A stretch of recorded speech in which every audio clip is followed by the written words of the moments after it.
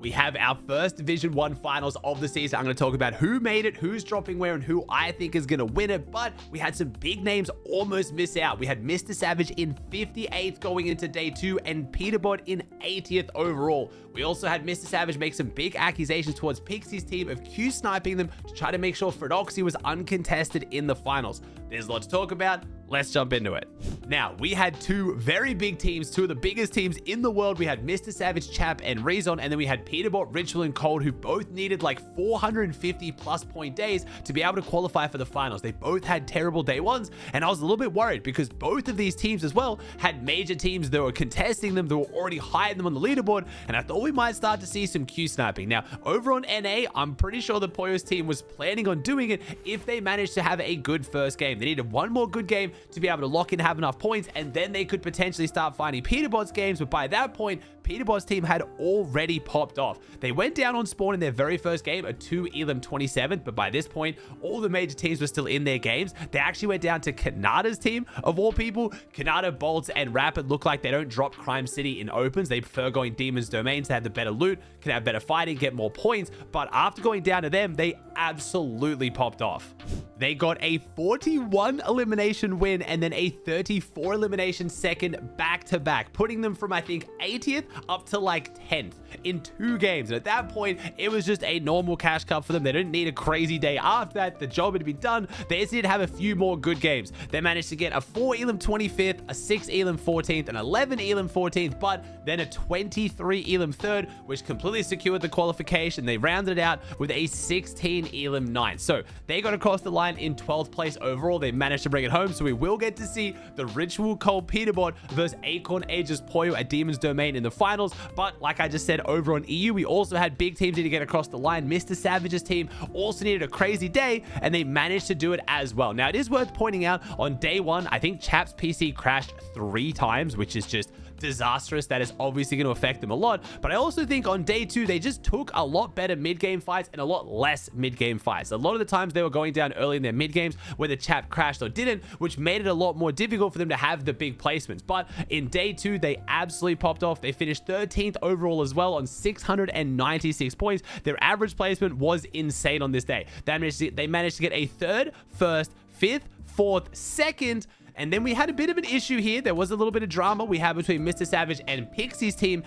Savage's team accusing Pixie's team of Q sniping them. I know you're probably thinking, why would Pixie, Marius, and Vanya Q snipe Savage? They're not even dropping on them. And now this kind of confused me a little bit as well. There were some accusations thrown around from MrSavage's team towards Pixie's team of saying they were doing it because Marius is friends with Fredoxie, and then Chap saying that, you know, it was in Fredoxie, I was in Marius's best interest that Fredoxie be unconned in finals so they could trade Surge with them. Again, these claims completely unsubstantiated. That was just what Chap was feeling at the time, potentially throwing a little bit of hate around. I know there's a lot of heat right now between Fredoxie and Chap, so understandably, Chap was going to be kind of venting his frustrations. It was a little bit strange because Pixie's team did camp their car, dance on them, and then suspiciously, when they went back to the lobby after this, they waited to queue up their next match for a few minutes and then queued up. I think I know why they camped, by the way. Yeah, I know.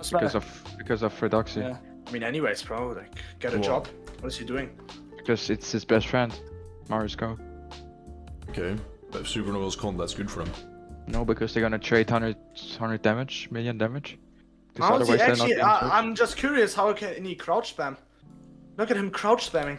It was a little bit strange, I will admit it. I don't really know why Pixie's team would want MrSavage's team not to qualify, but at this point, they'd almost secured qualification. This could have cost them because then they went down in 25th again after this before clutching up a 9 Elim second. They managed to get a 9 Elim second in their last game, which got the qualification. So we will get to see Chap, MrSavage, and Rezon going up against Fredoxie at the Supernova Academy, which is going to be an extremely spicy spawn fight. So the 2 main spawn fights, the big hitters on EU and the big hitters in NA, we are being treated in the first Div Cup finals of the season. Before I break down the drop map, my predictions, I do want to hype up some of the teams that did really, really well in the opens. The top 3 over on EU, we had Kombek, Shark, and Blaha. Shark, again, had a lot of expectations on him for a while now, a lot of eyes on him, a lot of people saying that, you know, he's not able to perform. Yeah, he's got crazy mechs, he's a good fighter, but he's not placing. Now with the 2 polls, Shark is firing on all cylinders, and he's been streaming these tournaments too, which is awesome to see. Then we had Vanya, Pixie, and Marius in second on 844, and then Vico, Veno, Flixie in third on 772. So again, some concerns that maybe Vico, Veno, Flixie's vibes a little bit off. They didn't play any tournaments together in the Star Wars season. There's been a lot of talk about this trio. They've showed up big in the first tournament of the season, looking very good for them. And then over on NA, we had none other than Clicks, Higgs, and Neomzo. You know, one of the favorites to win FNCS right now. They're absolutely dominating. They were locked in, streamed everything as always by Clicks. They are looking extremely good right now out of Supernova Academy. Then we had a very underrated team, Joji, Donnie, and Osid, 3 phenomenal fighters. Not surprised to see them doing so well in opens. I hope they can match this energy in finals as well. And then we had Muzz, Shadow, and Sphinx, so one of our brand new trios in third. I'll stretch it down to a top 4. We had Booger, Threats, and Craze in fourth, so 2 of our new trios doing very, very well in the opens.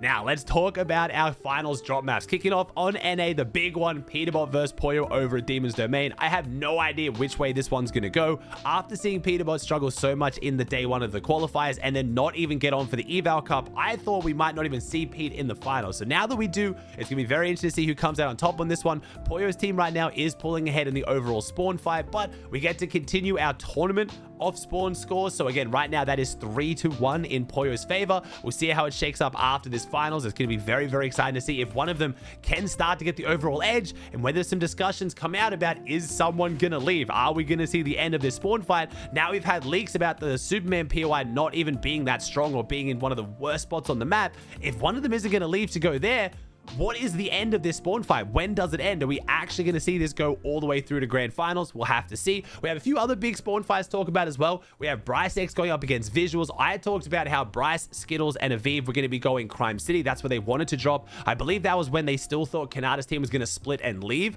Now that Kanata, Rapid, and Bolts are holding down Crime City, they are dominating there right now. It looks like Skittles thinks they have a better chance contesting Visuals, Braids, and Diminished over at Foxy Floodgate, who are a LAN qualified team. That team has a LAN ticket, so they would rather leave contesting Kanata over at Crime City to contest Visuals team who have the LAN locked down. So very interesting choice. I'm excited to see how that plays out for them. We have an EU team, Marius, Pablo, and then Backtalk, who's NA, going up against Aoxy over on the mountain. Next to that, we have Hound's team versus Akira. Again, another EU team on the South Mountain split. We then have Hayes up against Golden for Shogun. I never thought I would ever see Shogun contested. Then we have Dead Sales and Encrypted going up against Magma, Nut, and Scare on the North split north of Pump Power. And that is pretty much all of our spawn fights. Again, we still have 3 teams that have to be marked off on the map who will probably go some of these spots as well, but all of our other big teams are uncontested. We've got Clicks over at Supernova Academy. We got Reed, Cooper, and Curly still going Flooded Frogs. Muzz with his new team going Resistance Base. That is a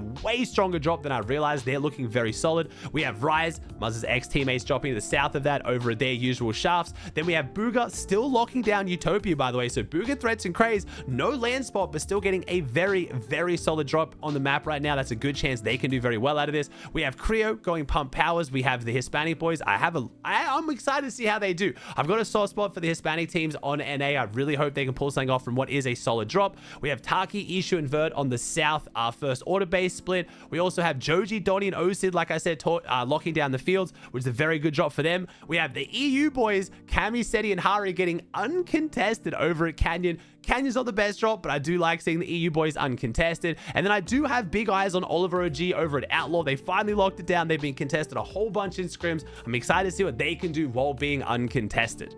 Now in EU, we have a lot of big teams contested, and they've kind of created like a little weird like circle around Veno, Vico, Flixie. They're like the island in the middle, and they have their absolute choice of who they want a third party. Every single POI around them is basically contested. Veno, Vico, and Flixie could honestly have a field day with this one. So to the north, we have the very big one, Fredoxie, up against MrSavage. Now, I don't know how this one's going to go. I have to admit, I think Fredoxie will take the edge, only because Fredoxie's off-spawn fighting has been phenomenal. Savage, Rezon, and Chap, though, nothing to scoff at. Savage has, if anything, a lot of experience being contested. Savage is one of the most contested pros in the history of Fortnite. He knows what it's like to take these spawn fights. We'll see whether either of them can come out with some crazy strategies. I don't actually know how the spawn fight at Supernova goes. The south split has less loot, but it's a lot more dense. You have the triple god chest down, little room that you can go down and do little skills course. You then have the main room where you get all the caches and all the extra loot, and it's a lot more dense, but the north spot actually has more chests and more floor loots across the board. And then you can also disengage. You can go for the spy that spawns out the back. You can go for the shrine. So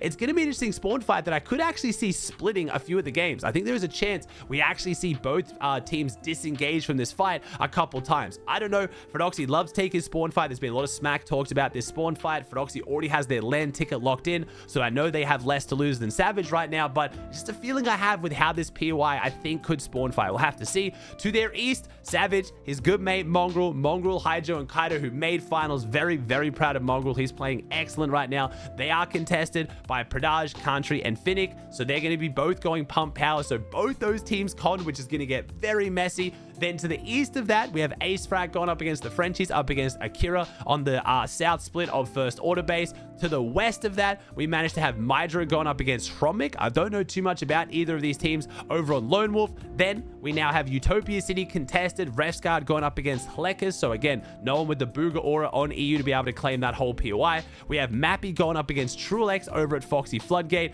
We have Vidil going up against Tayson at Crime City. Vidil, Volko, Cringe, Tayson, Chicho, Hris. That's some very big names going at it for a POI that is definitely not big enough for the both of them. They're going to have to fight over this, trying to split Crime City. While it's possible, probably won't end up doing really well for either of those and getting them a lot of loot. We then also have Korra's team going up against Malabuka. Not sure why Malabuka, Ping, and Wox are contested at Demon's Domain. Phenomenal drop spot, but they are a phenomenal team who do have a land ticket booked. But a lot of teams like to contest Malabuka. I'm guessing this team hasn't played too many finals before. I'm not too familiar with these names, and you might as well con the best drop. And if you can win it a couple times, hopefully place in the money outside of that bottom 8. Then we have Moneymaker going up against Gearas at Canyon Crossing. I don't know why anyone wants to contest Canyon Crossing. This drop is terrible, even as a solo, but we'll have to see how that one goes. And then the rest of our teams are uncom. We have big teams to keep an eye on. Vanya, Marius, and Pixie going Foxy Floodgate. They're looking very hot from there. As always, Cammy has managed to lock down Kappa Factory. Ilusha is going to be going the fields. We have Alba. Again, I like this from Alba. Again, trying to go that South Demon's Domain split while Malabuka is taking that spawn fight. They might be able to get that loot and get out. We have Twy, Dexy, and Eclipse on the mountain, who could be potentially looking to third party the Demon's Domain split. Or again, Twy, Dexy, and Eclipse have 4 teams contested around them, or 4 drops contested by 8 teams. They have their choice of who they want to key. And then I obviously have my eyes on Veno, Vico, and Flixie, who are uncontested at Brutal Boxcars. Even without all these third-party potentials, I'd really like to see Veno try to lock down what is not an S-tier drop. Last season was a bit awkward for this team. They tried to lock down a drop, had to leave, go somewhere else, and it really messed up their rhythm. And I think Veno going for a lower tier drop that he knows he can lock down is a smart way to recover from that and really lock in. And I don't think Brutal Boxcars is a bad drop by any means, especially when the teams of Supernova Academy are contested, so he can kind of work his way in there and maybe take some of that good loot. We also, last up, have Mix and Upple and Focus at Resistance. Like I said, the Resistance base is actually extremely solid. I think they could walk away with this one and do really, really well. And then Pink, Nebs, and Kiro over at the First Order base. So both finals looking very, very stacked. We have some big spawn fights to watch. We have also some, big teams uncontested. I'm also doing more of a production this week on my streams. If you guys ever thought the Div Cup should be a little bit more serious, we've only got 2 of them this season. I'm trying to level it up. I've hired an entire production team who's going to be running obs for me. I'm going to be broadcasting it, casting it, bringing you guys all the moments. It's going to be a really fun time. I hope you guys have a chance to swing by.